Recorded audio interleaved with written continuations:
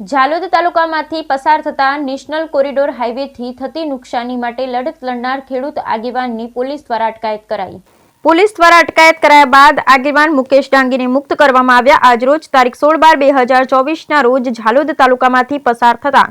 National corridor હાઈવેથી 14 ગામના ખેડૂતોને ખેતરમાં પાણી ભરાઈ જવાથી જે નુકસાન થયેલ છે અને આ જમીનોમાં ફરી પાણી ન ભરાય તેવી સમતલ કરવાની માંગણી માટે ખેડૂત આગેવાન મુકેશ ડાંગી દ્વારા રજૂઆત કરવામાં આવેલ હતી, પરંતુ આ મુખ્ય માંગણી ન સંતોષાતા 14 ગામના ખેડૂતો દ્વારા મુકેશભાઈ ડાંગીની આગેવાની હેઠળ નેશનલ કોરિડોર હાઈવેનું કામ આજ રોજ 16/12/2024 ના રોજ બંધ કરાવનાર હતા। ત્યારે 14 ગામના ખેડૂત આગેવાન મુકેશ ડાંગીની લીંબડી પોલીસ દ્વારા વહેલી સવારે અટકાયત કરી પોલીસ સ્ટેશન લઈ ગઈ હતી। પોલીસ દ્વારા અટકાયત કરાયા બાદ આગેવાન મુકેશ ડાંગીને છોડી દીધેલ હતા। ત્યારબાદ મુકેશ ડાંગી દ્વારા 14 ગામોના ખેડૂત આગેવાનોને સાથે રાખી પ્રાંત અધિકારીને મળવા આવેલા હતા, પરંતુ પ્રાંત અધિકારી દ્વારા કાયદાની જોગવાઈ પ્રમાણે દરેક આ માંગ પૂરી કરવા અમારા કાયદા હેઠળ નથી તેવું જણાવેલ હતું। તેથી ખેડૂતો દ્વારા તારીખ 17/12/2024 ના રોજ પોતાના પરિવારના ભરણ પોષણ માટે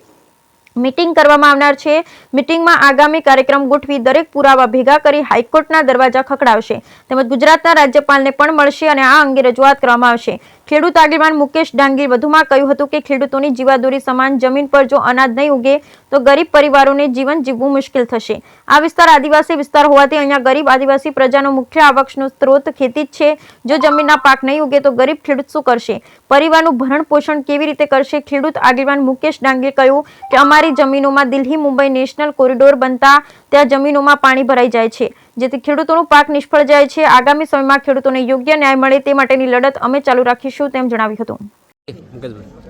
કેન્દ્ર સરકાર દ્વારા દિલ્હી મુંબઈ કોરિડોર હાઈવે જે અમારા ઝાલોદ તાલુકાના 14 ગામોમાંથી પસાર કર્યો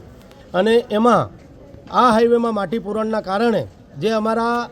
ગરીબ આદિવાસી ખેડૂતો છે કે જેઓ આ ખેતી જે એમના ખેતરો જે છે આ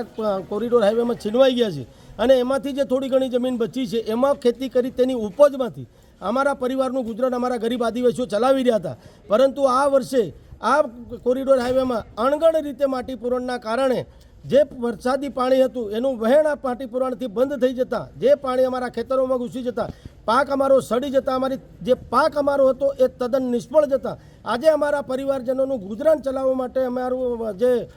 ખૂબ અઘરું પડતા અમે અનેકવાર રજૂઆતો કરવા છતાં તંત્ર અને ઓથોરિટી દ્વારા અમારી એક પણ જે રજૂઆત હતી એ સાંભળવામાં ન આવતા હમણાં 3 દિવસ પહેલાં અમે પ્રાંત અધિકારી શ્રી ઝાલોદને આવેદનપત્ર આપેલું અને એમાં ચૂમકી ઉચ્ચારેલ હતી કે જો અમારું પાક નિષ્ફળનું વળતર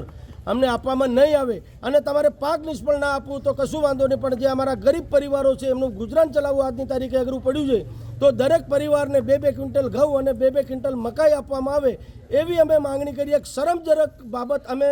સરકારશ્રી અને તંત્ર આગળ મૂકી હતી કે જે અમને જાતે શરમ આવે અનાજ માંગતા, પરંતુ અમારા પરિવારને પાડવા ખૂબ અઘરા હોય અમે પણ માંગણી કરેલ હતી, પરંતુ આજ રોજ અમે જ્યારે ચીમકી અનુસાર આ હાઈવેનું કામ બંધ કરાવવાની કોશિશ કરી તે વખતે અમારી